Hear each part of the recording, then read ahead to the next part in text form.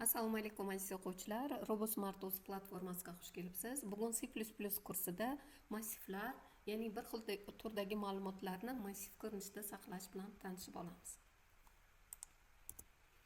Massiv bu bir xil turdagi ma'lumotlarni ketma-ket xotirada saqlovchi ma'lumotlar tuzilmasi. Har bir elementga murojaat indeks orqali amalga oshiriladi va indekslarni tartiblash har doim noldan boshlanadi. Va xotiradagi ko'rinishi yonma-yon joylashgan yacheykalarda amalga oshiriladi. Ya'ni massiv uchun asosiy narsa bu bir turdagi ma'lumotlar, indeks har doim noldan tartiblanish boshlaydi va tezkor murojaat indeks orqali amalga oshiriladi. Massivga o'lcham, qiymatlar bilan birga va o'lchamsiz avtomatik murojaat qilish mumkin. Ya'ni o'lcham bilan murojaat qilish uchun int massivning nomi sonlar, demak unga 5 ta element qabul qilinishi bu yerda berilyapti. Ya'ni 5 ta int uchun joy ajratilyapti. Qiymatlar aniqlanmagan. Qiymatlar bilan birga bo'lsa, u holatda int sonlar 5 deb oldindan qiymatlarni berishimiz mumkin. 5 ta qiymat.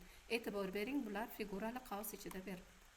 O'lchamsiz holat avtomatik, ya'ni sonlar bu yerda o'lcham berilmaydi va avtomatik qiymatlanish mana bu yerda beriladi va bu jarayonda kompilyator o'zi sanaydi. Kompilyator o'zi o'lchamni aniqlaydi. Massivda ishlatish mumkin bo'lgan tiplar bular int butun son, double kasr sonlari uchun, bir dona belgi uchun char tipi, true false qiymat qabul qiladigan mantiqiy tiplar uchun bool tipi va matn uchun string tipi ishlatiladi. Elementlarga murojaat ularning indeksi orqali amalga oshiriladi. Ya'ni masalan int sonlar deb qiymatlarni bersak va ularga keyinchalik murojaat, masalan 30 ga murojaat qilmoqchi bo'lsak, sonlar kvadrat qavs ichida 2 orqali amalga oshiriladi.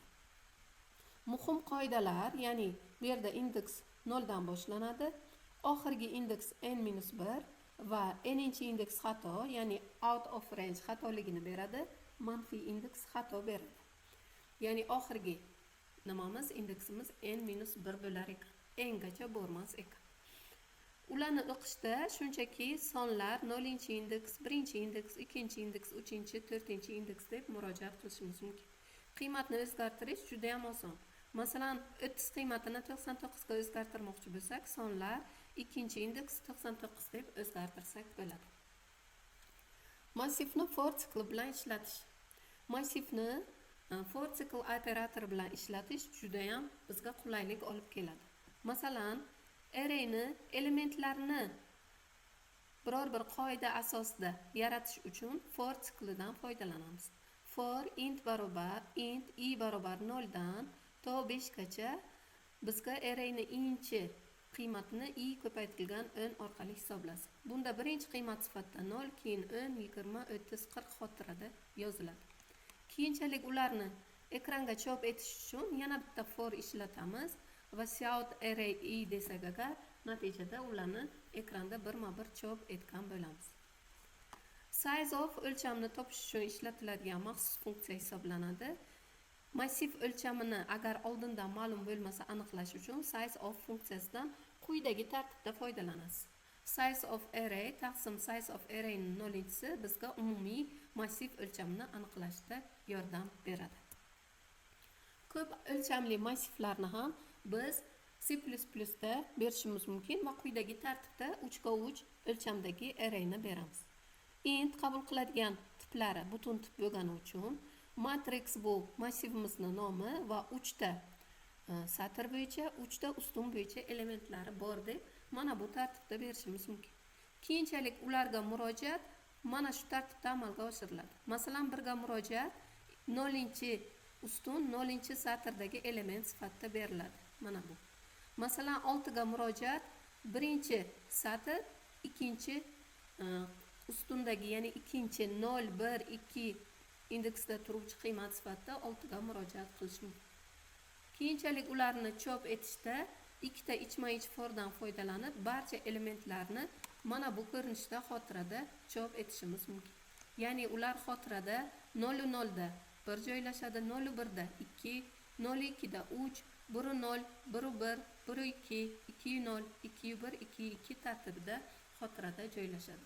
Demak, bu yerda eslab qoling, arrayni birinchi berilgan qiymat bu qator qiymatda, ikkinchisi ustun.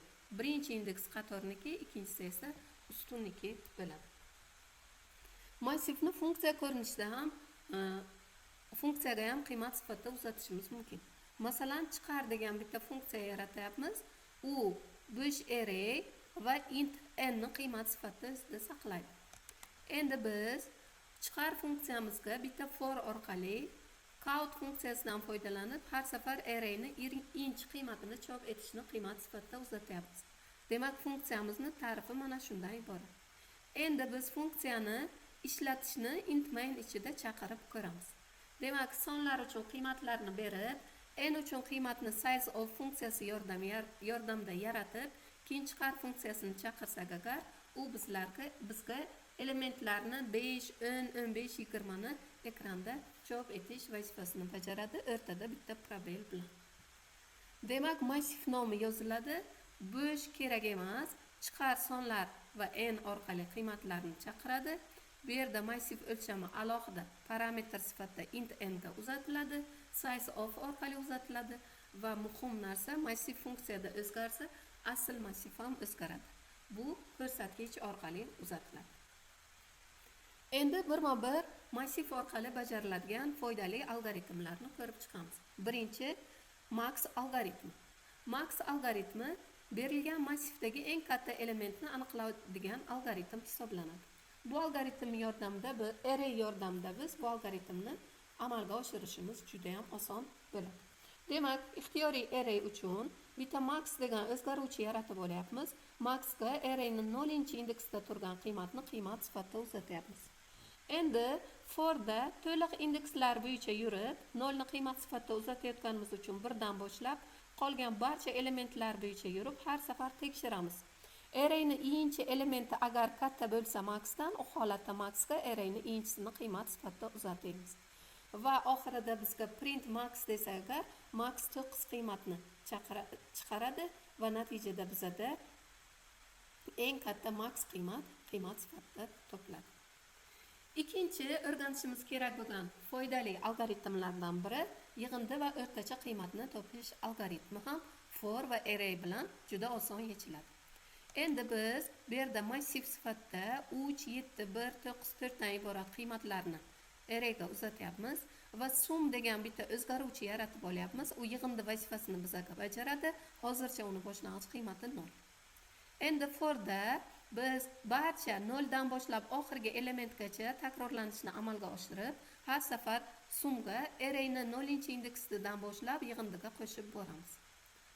Va endi biz double degan bitta average o'zgaruvchisini yaratyapmiz double tipida va endi haqiqiy tipda sumni elementlar soniga bo'lsak agar, 5 ga bo'lsak agar, natijada biz ham yig'indini, ham massivni elementlar yig'indisini, ham o'rtacha qiymatini topamiz. Keyingi bu linear search algoritmi, ya'ni chiziqli qidiruv algoritmi.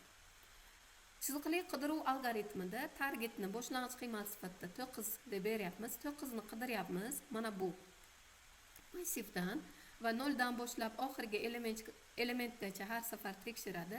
Agar I indeksimizdagi mana shu 0 dan boshlab har birini ko'rib chiqadi, aynan u target, ya'ni 9 ga teng bo'lsa agar, ekranda topildi yozuvi chiqadi. Va bu ham eng muhim algoritmlardan biri, linear search, ya'ni chiziqli qidiruv algoritm hisoblanadi. Keyingi algoritmimiz massivni teskari aylantirish.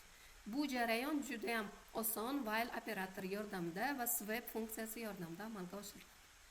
While operatori L boshlang'ich indeks va R oxirgi indeks orasida tekshirishni amalga oshiradi. L agar kichik bo'lsa R dan har safar indeksdagi qiymatlarni almashtirib boradi. Va shu o'rinda L ni qiymati ko'payib boradi, R ni qiymati kamayib boradi.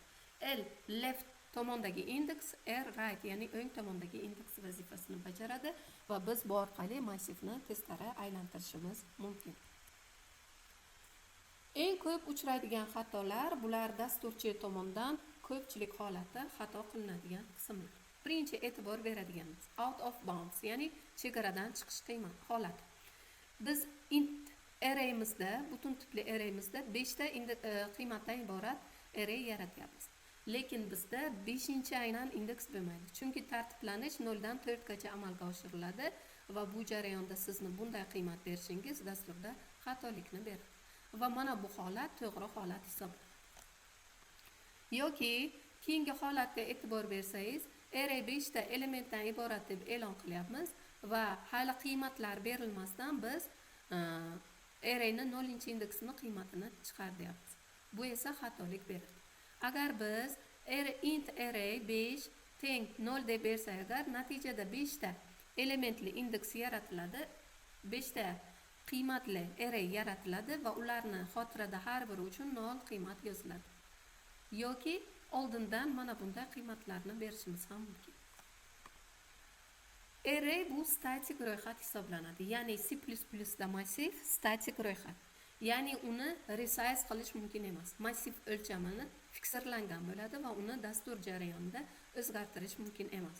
Buning uchun biz dinamik ro'yxatdan foydalanishimiz kerak va list yoki vektordan foydalanishimizga to'g'ri keladi. Demak, umumiy xulosa qiladigan bo'lsak, massiv bir xil turdagi ma'lumotlarni saqlaydigan asosiy o'zgaruvchi vazifasini bajaradi. Indekslanish 0 dan boshlanadi, oxirgisi n-1. For sikli massiv bilan birgalikda kuchli vositaga aylanadi. 2D massiv matritsa va jadvallar uchun ishlatiladi. Funksiyaga uzatilganda pointer, ya'ni ko'rsatkich sifatida uzatiladi. Chegaradan chiqish out of bounds eng ko'p xatolik hisoblanadi. Bunda ya'ni n-1 gacha tugallanishi esda saqlanishi lozim. Shunday qilib bugungi darsimizni yakunladik. C++ dagi amaliy mashg'ulot qismimizda massiv bilan eng ko'p foydalanadigan algoritmlarni birgalikda ko'rib chiqamiz.